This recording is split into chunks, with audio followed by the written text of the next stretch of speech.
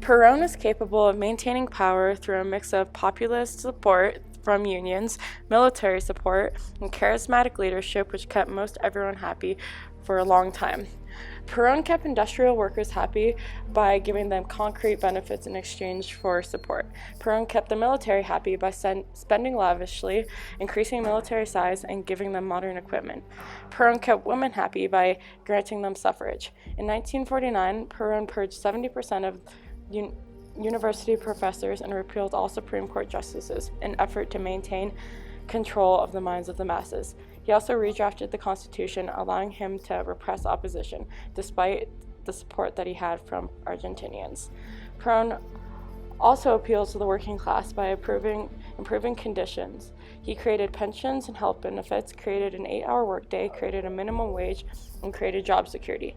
Evita Peron, Peron's wife, created endless opportunities for women, the sick, and the poor, all while rallying support for Peron. When Evita died in 1952, Peron needed new ways to remain in power without the hero of Evita, so he created a new political idea, Justicialismo, which allowed him to gain control of society. Justicialismo gave him state rights over private property and the ability to re-elect himself for up to 6 term years. Once Argentina fell into an economic crisis, Peron tried to keep control by taking drastic actions such as upping agrarian spending, investing in foreign oil, and printing more money, all of which backfired. Peron became increasingly fearful that he was losing power, so he began oppressing the church, controlling the media, and torturing, imprisoning, and exiling all opposition.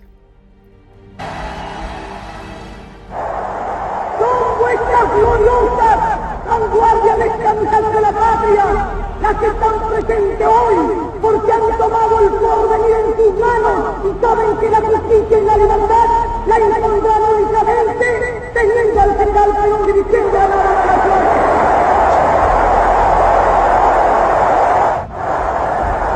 Todo lo que hice, no lo hice nunca por ocupar ninguna posición política en mi país. Estando el general Perón en el gobierno, el puesto de vicepresidenta no es más que un honor, y yo sí aspiro nada más que al honor del cariño infinito de mi patria.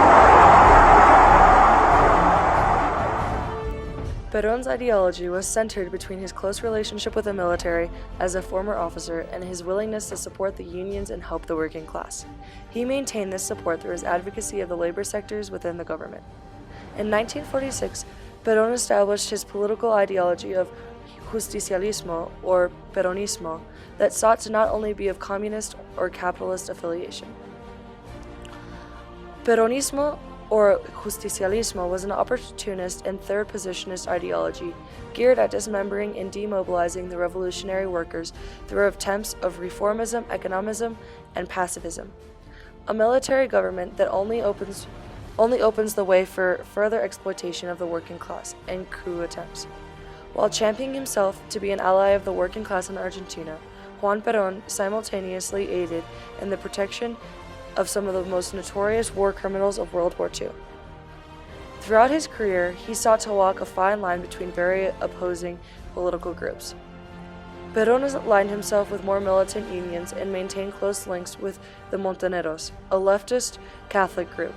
However, while attempting to play both sides, Peron hailed the far right as well. He supported the conservative leaders, as well as members of the Tacuara National Movement that gained notoriety for kidnapping and injuring a number of Jewish students and citizens, and also supporting religiously based education. The ideology behind Juan Perón's government did not completely match up with the fascism seen under Hitler, Mussolini, or Franco, but did heavily align with the militarism, nationalism, appeals to emotionalism, and class collaborationism. A state based on these principles could not offer the working people any of the benefits that Perón had promised. The ideology that Perón implemented in Argentina is an example of social fascism, of the fusion between social democracy and fascism. Perón's main tool of propaganda was his wife, Eva Peron, or Evita. Evita became a symbol for hope and hope for the common laborer during Perón's 5-year plan, Evita became a symbol of feminism and fought for women's rights, the elderly, and the poor. With Evita behind Peron, it was easy for the people to support him. Evita started many programs such as welfare projects, women's suffrage, and equal rights, and gave the right for women to vote. Evita was such an effective piece of propaganda because she wasn't necessarily a politician to most Argentinians, but a piece of culture. After her death, she was even put on coins and had cities named after her. She was portrayed as almost a goddess during her life and after her death. Evita started the Eva Peron Foundation, which was a charitable foundation that provided social welfare to underdeveloped areas and working-class families in need of aid.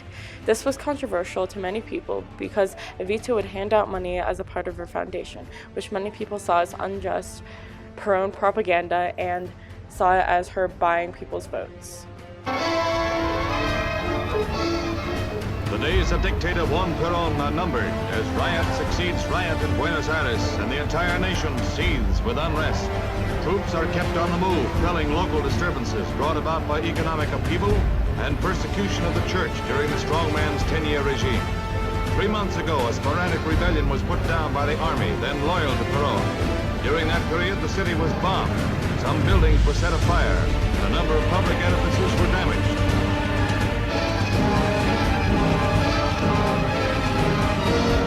Shortly after, Peron made a dramatic offer to resign and reformed his cabinet, but the move was too late, and a new rebellion spearheaded by the Navy and Air Force causes army units to defect. Support gone, the city threatened with bombardment, Peron's iron rule ends. The origins of Peron's fall have been traced back to the premature death that year of his wife, the glamorous Evita, of a cancer in her early 30s. She was a major factor in the Peronista hold on the poor, the working class, and the trade unions, and her death seemed to have left her husband disoriented. This occurred in 1952. Peron had to cope with a serious economic crisis as well, with inflation at 30% at one point, and fell out with the Roman Catholic Church, which refused to canonize the departed Evita. On September 16th, Army and Air Force units at Cordoba broke out in open revolt, seized control of the city, and proclaimed the end of the Peron regime. The Navy formally turned against Peron. Warships blockaded Buenos Aires. Peron decided to barricade himself in the Paraguayan embassy with his military supporters. Peron was forced to flee into exile. General Lonardi replaced Peron.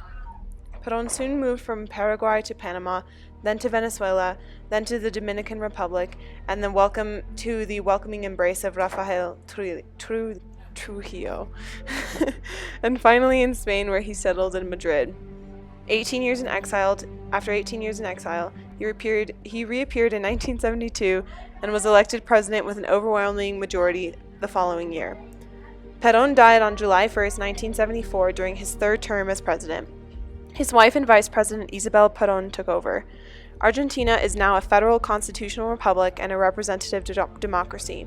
Similar to America, it functions based on checks and balances regarding its constitution. Argentina has rich natural resources, a highly literate population, a diversified industrial base, and an export-oriented agricultural sector. The economy of Argentina is Latin America's third largest and South America's second largest.